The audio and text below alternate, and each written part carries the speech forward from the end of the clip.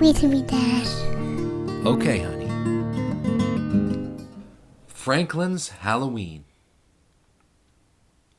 Franklin could count by twos and tie his shoes. He knew the days of the week, the months of the year, and the holidays in every season. Today was October 31st. It was Halloween. Franklin could hardly wait for tonight's costume party. Everyone would be there.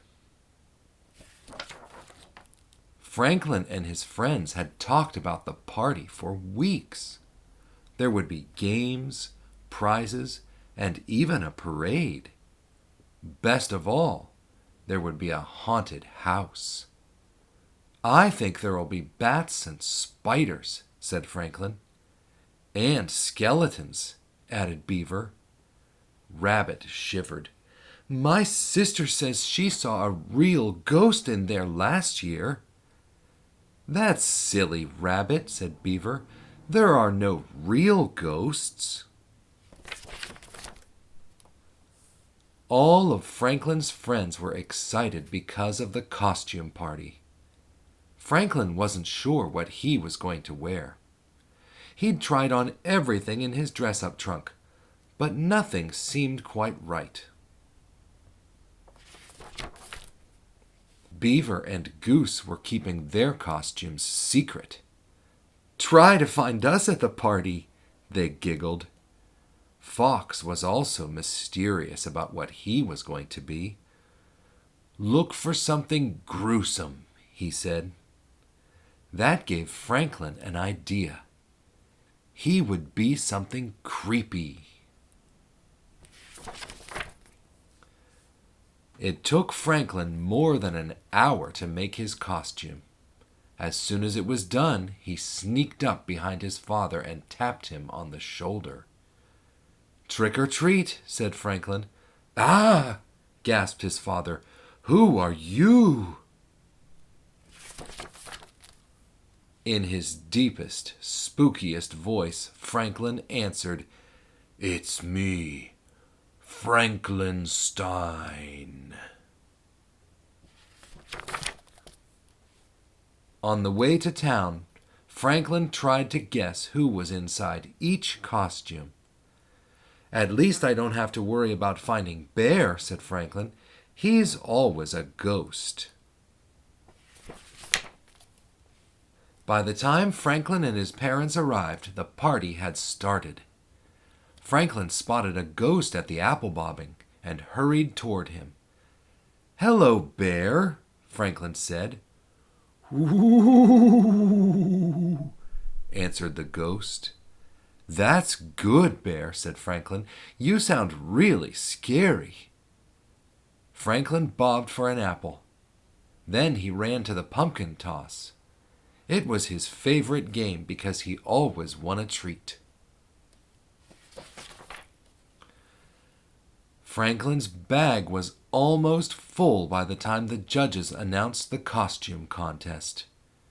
While everyone lined up for the parade, Franklin tried to find more of his friends. He thought he recognized Beaver and Goose, but where was Fox? They marched around the building twice. Franklin made horrible monster sounds and shuffled with stiff, straight legs. He won a prize for being the best green monster. There was only one more thing to do. Go into the haunted house. "You first," said Beaver, pushing Franklin toward the door. It creaked open. A skeleton rattled. Chains clanged. There were moans.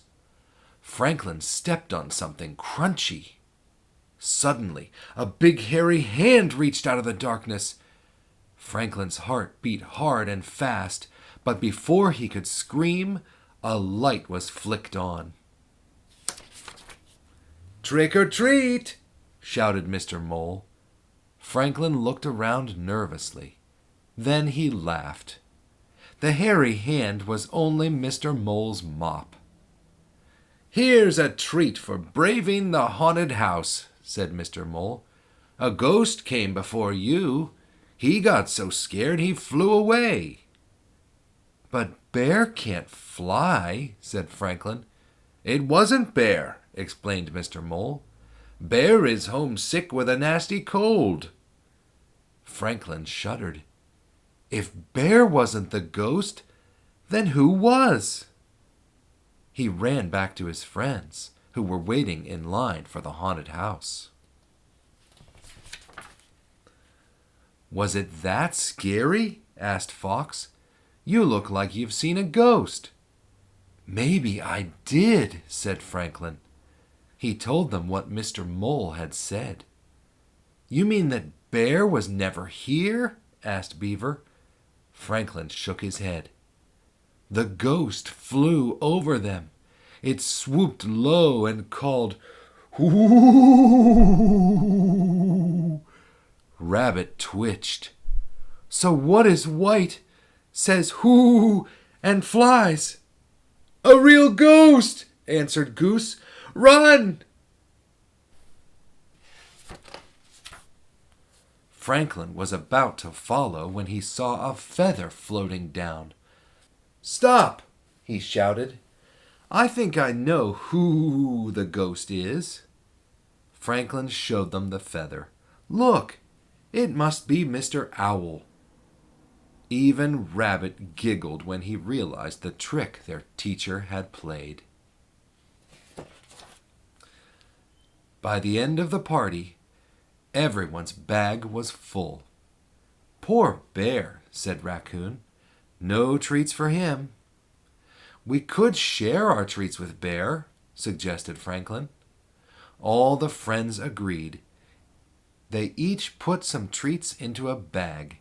Then they walked to Bear's house and left the bag on the doorstep.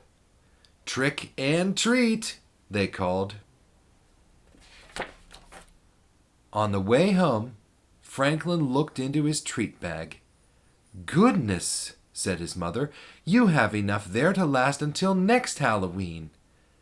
"Maybe," said Franklin, sampling a few, but secretly he hoped the treats would last until the end of the week. The end.